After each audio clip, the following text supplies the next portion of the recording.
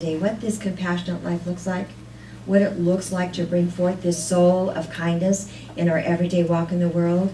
And what I know about it for myself is it requires us to live the work of Thich Nhat Hanh, the Buddhist teacher. We need to live and engage spirituality. We need to bring the energy of the truth that we know into our everyday walk in the world.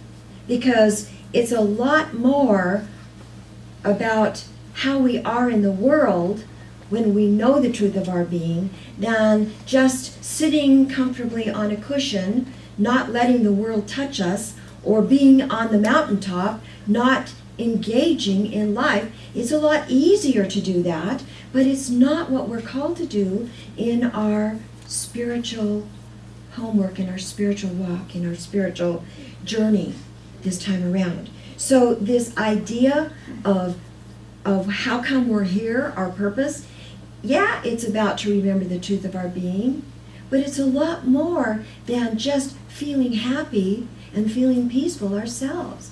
It's about bringing it out, taking it out into the marketplace, like the ox herding pictures of Buddha returning to the marketplace with bare feet, empty hands, ready to do the work of compassion and service in the world. That's what we're talking about. To actually live the lyrics of Robert's song. Here I am, universe. Here I am, universe. I've heard the suffering of the world. I'm the Kuan Yin. I've heard the suffering of the world, and I'm here to do what's mine to do my part, to bring forth compassion in my human walk in the world. And the truth is, when we bring forth compassion, the root of the word compassion is all about suffering with. Not suffering for, but suffering with, being one with whatever's going on. This is what the triumph of the human spirit's all about. The capacity to care about each other. The capacity to step into the energy of being a beneficial presence, no matter what's going on the spot, like that young man that met the compassionate, response to not only the little dog, but to the owner, to the pain of the experience in so many ways. I got to tell you, when I was looking for different videos to show on the screen during our opening, there are so many videos about compassionate acts. There are tons of them. And compassionate acts come in so many different ways. But what I want to tell you, no matter how they look, they're always about selflessness. They're always about stepping forward with an expression of trust in the process. I'm going to get through this, and so are you. A belief in the basic goodness of yourself and the other person and the experience, an expression of love, like Terry said, be that love expressing in the world. And so what I know is no matter how it shows up, and there were tons of videos showing people being compassionate, it's really about suffering with the other, caring about each other, taking action to relieve the pain and the suffering, doing what's mine to do. And I got news for you, not everything is mine to do. Not everything is yours to do. We have to be clear about what is ours to do. We've got to be clear about what is ours to do. But what I know for sure is, no matter what, it's always ours to bring forth loving compassion, non-judgment, a sense of respect, a sense of bringing forth a dignity to the experience. That's always ours to do. We may not be called to rescue the puppy, but we are called to bring forth the energy of compassion in every experience. And it's this that aligns our human self with our awareness and remembering the truth of our own divinity. It's that. And sometimes it requires great courage to act with compassion. Great courage. Isn't it true? We all want to be brave. We all want to be a hero. All want to be a hero in someone else's life. But I tell you what, we're all a hero in our own lives. You know why? Because we're all sitting here in this room. And every single person in this room has been through something. Or lots of somethings in some cases. Every one of us might be going through something right this minute, whether it's financial hardship, relationship messes, health challenges, Whatever you're going through, we're all going through something, and we are called to be the hero of our own life experience. We face it, we meet it, we embrace it with love. We have compassion for ourselves as we're moving through these things. So we are heroes in our own way. And that part we get, I'm gonna make it through this life experience. But it's a lot harder when it comes to other people, because it's not easy to embrace the pain and suffering out there. That's why I picked this image. I know it might be a disturbing image, and I want to tell you, I knew I wanted to use an image of homeless for two reasons. Partly because I thought we were going to go feed the homeless peanut butter sandwiches today, and also because I'm going to give an example of my own experience with how homeless has shown up in my life with respect to compassion.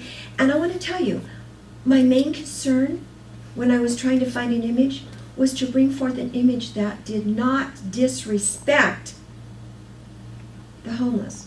Does that make sense? I did not want to put forth a dishonoring image. That's compassion. That's compassion. Not to display the suffering of others in an unnecessary way. I think this says it perfectly. Actually, my feet look like that after a hard day in the garden. This gets the point across. I didn't want to disrespect, see, because we have a tendency to sort of flinch and shy away from what the author calls life's two tender parts. I tell you what, when I was looking for images, I literally had to go, oh my goodness, at some of the images that I saw. They were too painful to even look at on a computer screen. My tender heart didn't want to see that. I didn't want to let that into my consciousness. We tend to shy away from that, afraid of our own hearts caring. Like, oh my gosh, my heart would break. If you ever want to see something that will just tear you apart, put the word Muslim children and soldiers together.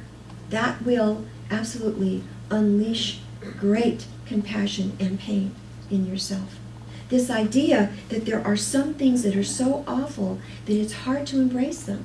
But until we can actually get it, that there's a lot going on out there, and we need to open to that and be aware of it, we're not going to bring forth the kind of compassion. We're going to be hitting the surface of our experience, you see. Because sometimes when I was looking at those images, I thought, my God, I'm going to collapse into this. I'm going to become paralyzed by this. This is too hard to see. Have you ever been around experiences that are just too hard? You don't want to deal with them. You just don't want to deal with them. But when I can acknowledge that in myself, that I don't want to see it or even know about it, and there's a lot I don't want to know about. There's a lot I don't want to know about. I actually don't watch the news because there's a lot I don't want to know about. But when I can actually acknowledge that fear in myself and acknowledge the place in myself where I'm experiencing the pain, it's a lot easier for me to be less squeamish about the experience that I'm encountering in the world, to be less squeamish by that. So stepping out of my comfort zone is a big deal. So the reason I picked this image is because I thought about, okay, so what does compassion look like? Yes, it looks like peanut butter sandwiches. Yes, it looks like organizations that go out, Doctors Without Borders. It looks like a lot of different things. But for each one of us, it looks like whatever it looks like in our daily walk in the world. It doesn't have to be a big thing. Our compassion is wherever we are. And so I go to a CVS on 17th Street, and there is a homeless person who is at that CVS store in the very same spot practically every time I go there. Now, for me, I don't want to, that affronts my sensitivity. I have a very short gag reflex. I don't like to see anything that's not pleasant. I have a lot of, it's a personal tightening. So for me, this is what compassion looks like. Compassion looks like the willingness to park in the parking place in front of where the man is sitting, not try to park over here so I avoid seeing him, not park over here so that I don't have to walk past him and say, hello, how's your day? You see, Compassion in that case for me is about willing to look past the soiled trousers, past the confusion of the conversation that's going on between him and whatever, whatever he thinks is going on, past all of that, past his homeless condition, past just the raw despair of humanity, and see him with dignity, see him with respect, see him with honor. Look him in the eye if he's willing. Smile at him. This is what I'm called to do. This is compassion. And guess what? Every time I make a choice to do that, it gets easier. It gets easier. It's like all of a sudden we sort of get sensitized. We're not so caught off guard. The more we practice compassion, the more we practice the courage of making the choice to be present with things that sort of off-put us, the more we are able to embrace these difficult things, to actually act in this way. Brene Brown, we're going to be working with her book. She says, you learn courage by couraging. You learn compassion by being compassionate. We practice it. We pay attention to the ways that we ignore each other, the ways we have this sort of cloud of indifference. Oh, well, I'll go this way so I don't have to recognize that there are people that are homeless and suffering in the world. Our call is to recognize what's going on, to embrace it, to respond to it in whatever way is ours to do, so that we can bring forth kindness and compassion within that condition, no matter what, to allow grace to guide our actions. And this is what I want to say. It's not always about what we do. It's not always about what we do. It's about how we are with the experience. So the courage to act isn't always about doing the peanut butter sandwich thing, although that's an awesome thing to do. Sometimes what's needed is to meet basic survival needs: food, clothing, and shelter, money, some McDonald's, peanut butter, whatever. If that's what is ours to do, that's what we do. Sometimes it's about giving someone respect, dignity, honor, the courtesy and the compassion of a gaze, this idea of appreciation just for the fact that they are a human being like we are. Sometimes we're called to bring forth this idea that they're part of, the idea that they're not disenfranchised, that they're not set aside. We see people, this homeless person in particular, that he doesn't belong. You don't belong at CVS sitting there. Our job is to be loving and kind and forgiving, so that whenever we encounter things like that, we welcome these folks back, or this experience back, into the circle of life, so that they don't feel excluded, like they're not part. You know what? We're all one. And like I said last week, anything can happen to anybody anytime. And so it's just not our turn yet to be suffering and needing compassion in that way. It's not our turn yet. Sometimes people are struggling, and what we're called to do is bring forth guidance and encouragement. And most of all, we're called forth to bring presence to everything that we do, to be fully present, like that young man. I'm sure it was a distracting day for him, being on that pier with his family, scattering grandma's ashes. Families are in some sort of drama when those kinds of things are happening. But to be present enough to go, wow, there's something that needs my attention over there. Let me bring myself to that. That is mine to do. It won't be comfortable. It might be a little bit risky, but I'm willing to step into that. So for sure, we don't have to think that compassion and our capacity to bring forth our compassion has to be about great big ideas. The courage to act is in the moment, on the spot, wherever we are, with whatever is going on, just like Ram Dass says. We don't have to go very far to find a person that might need a little help opening a door, to find a person who might be a little depressed, and a smile and an encouraging pat on the back might help lift them. These are acts of compassion. Anytime we're connecting with each other in a way that recognizes the pain, the suffering, the discomfort, the fears of other folks, and we care about other folks, we're bringing forth this compassion. So we got to pay attention. We got to pay attention to the times when we have a tendency to flinch, to not want to look away, to not want to see, because we're afraid that our heart is too tender to be present with that, whatever that thing is. We got to pay attention to the times when we're not willing to give up our own comfort zone to help somebody else. Ever have to step outside of your comfort zone? Like this young man jumping off a pier to help a puppy? That's jumping out of your comfort zone. But I'll tell you what, in my own experience, it doesn't take much for me to jump out of my comfort zone, because I have a pretty narrow zone where I'm feeling real comfortable. I don't know about you, but I don't like the icky stuff of life. I just don't like icky stuff. I like to be surrounded by beauty and serenity and quiet and peace. And so it doesn't take a lot for me to have to move outside of my comfort zone. I know that's the truth for a lot of you. I know that's the truth. We're not all Mother Teresa. Maybe none of us are. The capacity to be present with this incredible suffering is a rarity for somebody to be able to do that like Mother Teresa did.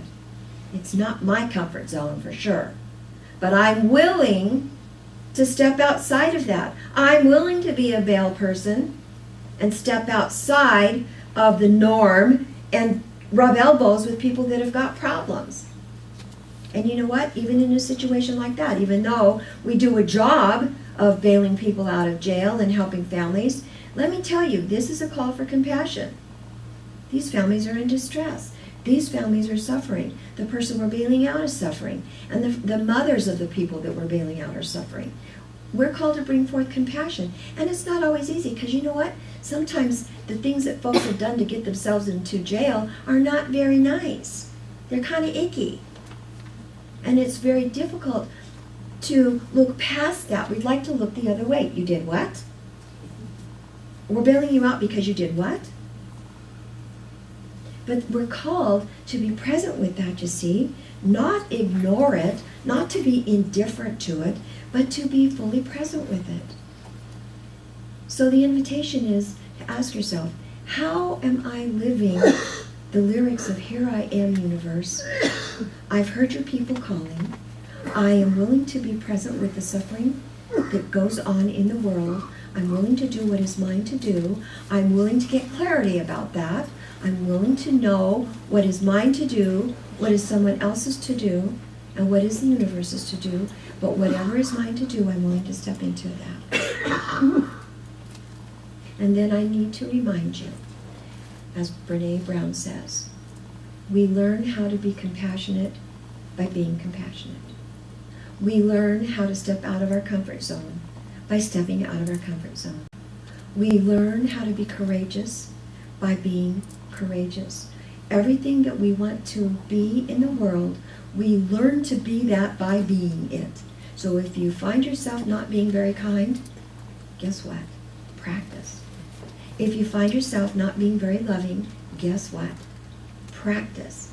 The more we do these things, the more ingrained they get. Like Deepak Chopra says, we just build that neural pathway of compassion, of kindness, of love, of whatever the quality is that you want to bring forth. Thank you for listening this morning.